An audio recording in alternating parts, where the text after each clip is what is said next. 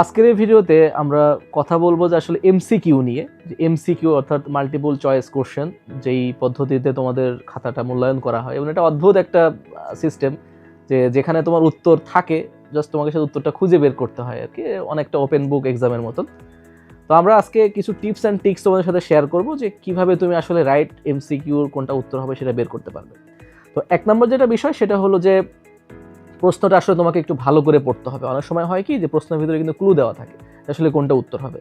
তো প্রশ্নটা আগে তোমাকে খুব ঠান্ডা মাথায় খুব ভালোভাবে পড়তে হবে। সেকেন্ড যেটা বিষয়, প্রশ্ন কিন্তু খেয়াল করতে হবে খুব ভালোভাবে, কারণ দেখবা যে অনেক সময় প্রশ্নে নট, তারপরে মানে না বা নেগেটিভ বাচক কোনো কিছু থাকলে আমরা অনেক সময় খেয়াল করি না। মনে করো যে একটা প্রশ্ন দিয়ে বলবে যে কোন শব্দটি অশুদ্ধ নয়, তো তুমি এই যে অ যে আছে তুমি ওটা খেয়াল করবে না, তোমার শুদ্ধ নয় খেয়াল করেছো, বা নিচের কোনটি সঠিক নয়, বা মানে ইনকারেক্ট ইন হয়তো বা খেয়াল করো নাই, নট কারেক্ট নট হয়তো বা খেয়াল করো নাই। তো এই বিষয়গুলো একটু খুব ভালোভাবে কিন্তু খেয়াল করতে হবে, কারণ তুমি যদি প্রশ্ন খেয়াল না করে উত্তরে চলে যাও, হয়তো সঠিক উত্তর একটা আসেই, তো তোমার ওই সময় ভুল হয়ে যাওয়ার সম্ভাবনা আছে। আর এমসিকিউতে একবার দাগাইলেই কিন্তু তুমি আর সেটা কারেকশন করতে পারবে না। তো এই ব্যাপারটা তোমাকে অবশ্যই কিন্তু খেয়াল রাখতে হবে।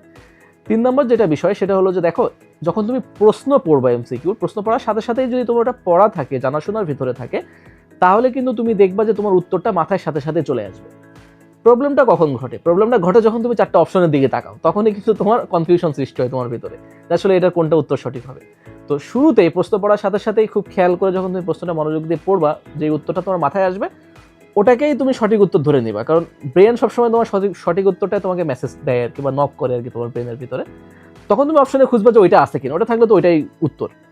এটা একটা পদ্ধতি। 4 নাম্বার যেটা সেটা হলো মানে ইলিমিনেশন প্রসেস। এইটা হলো সব থেকে চমৎকার পদ্ধতি আর কি এমসিকিউ দাগানোর ক্ষেত্রে। তো যখন তুমি প্রশ্নটা খুব খেয়াল করে পড়লা, প্রশ্ন মনোযোগ দিয়ে পড়লা, বা মাথায় উত্তর আসলো, ঠিক আছে, এখন তুমি যেটা করতে হবে, তুমি আসলে আমরা যেটা করি, আমরা উত্তর পাশে দাগানো শুরু করি যে না, তোমাকে একটু মানে মানে বুদ্ধিভিত্তিকভাবে দাগাতে হবে যে বাকি 3টা অপশন কেন উত্তর হলো না, এটা তোমাকে বের করতে হবে, অর্থাৎ এলিমিনেশন, বাদ দিতে হবে যে বাকি 3টা কেন উত্তর হলো না। তো এইভাবে যদি তুমি বাদ দিয়ে করতে পারো, তাহলে রাইট উত্তরটা করাটা তোমার জন্য সব থেকে বেশি মানে ইজি হয়ে যাবে আর কি।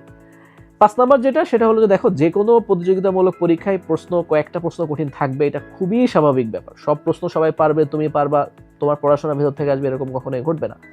তো এরকম প্রশ্ন যখন তোমার এমসিকিউতে আসবে, আমরা যেটা করি যে ওই রকম প্রশ্ন সামনে আসলে আমরা ঘাবড়ে যাই, বা ওইটা নিয়ে বেশি চিন্তিত হয়ে যাই, ওইটাই বারবার করার চেষ্টা করি, ওইটা নিয়ে আমি বেশি গবেষণা করি এক্সাম হলে। এই ব্যাপারটা একদমই করা যাবে না, কারণ এটা যখন তুমি বেশি করে করবা, তখন দেখবে তোমার মাথা গরম হবে, হাত পা ঘামানো শুরু করবে, তোমার কনফিডেন্স লো হওয়া শুরু করবে, তোমার কাছে মনে হবে যে না, এত কঠিন প্রশ্ন আমি মনে হয় পারি না। বাট দেখো, তারপরের প্রশ্ন হয়তো অনেক বেশি সহজ চলে আসতেছে।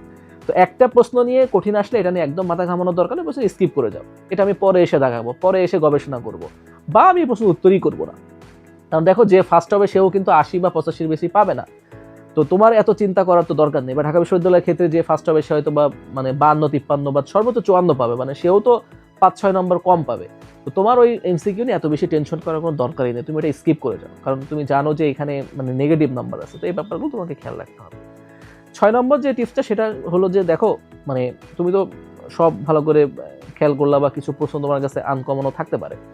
তো তোমার যদি ক্ষেত্রে এরকম হয় যে না, মানে তোমার মোটামুটি একটা উল্লেখযোগ্য সংখ্যক এমসিকিউ দাগানো হয়ে গেছে, অর্থাৎ তোমার পরীক্ষা অনেক বেশি ভালো হয়েছে, বেশি এমসিকিউ তুমি দাগিয়েছো, ঢাকা বিশ্ববিদ্যালয়ের ক্ষেত্রে হয়তো দেখা গেলো 12 বা 13টা দাগিয়ে ফেলেছো, তো বাকি হয়তো 2টা 5টা 6টা প্রশ্ন তুমি দাগাওনি, ওইটা নিয়ে তুমি একটু গবেষণা করো যে আসলে এখানে 50-50 আছে কিনা, বা প্রশ্ন যেটা করা হয়েছে সেখানে অপশনগুলো তোমার পরিচিত কিনা, বা তুমি পড়াশোনার ভিতরে আছে কিনা।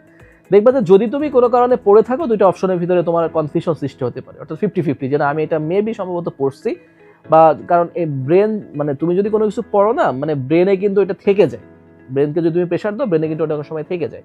তো ব্রেনকে একটু প্রেশারাইজ করা যে ঠিক আছে, এটা আমি মেবি কোথাও পড়ছি কিনা, একটু 50-50 চান্স হলে দেন তুমি ওটা উত্তর করো। তবে এটা ডিপেন্ড করবে তোমার এক্সাম হলের আসলে সিচুয়েশনের উপরে, যে তুমি আসলে কোন অবস্থায় আছো পরীক্ষার, তোমার কি 2-একটা এমসিকিউ নেগেটিভ হলেও কোনো অসুবিধা নেই, নাকি হইলে তোমার জন্য সুবিধা।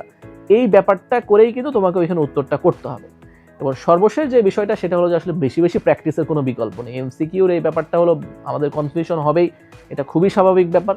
তো আমরা যত বেশি প্র্যাকটিস করতে থাকবো, যত বেশি পরীক্ষা দিব, এর মাধ্যমে আমাদের মূলত এই কনফিউশনগুলো বেসিক্যালি দূর হয়ে যায়। আর পরীক্ষার হলের ক্ষেত্রে বলবো সেটা হলো যে অবশ্যই আল্লাহর উপরে তাওয়াক্কুল করতে হবে। একটু কোনো কিছু যদি তুমি ভুলে যাও, হঠাৎ করে হতে পারে, এটা পরীক্ষা, এটা স্নায়ুচাপ, তোমার মাথার ভিতরে অনেক প্রেশার কাজ করবে, এটা প্রত্যাশার চাপ আছে।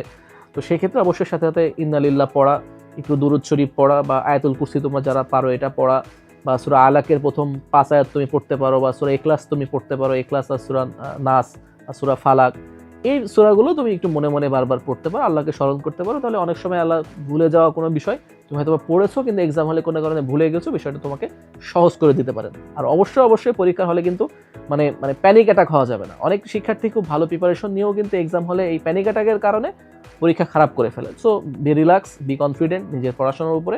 আশা করি যে তোমাদের ভর্তি পরীক্ষা অবশ্যই ভালো হবে। তোমাদের জন্য দোয়া এবং শুভকামনা থাকলো। আসসালামু আলাইকুম ওয়া রাহমাতুল্লাহ।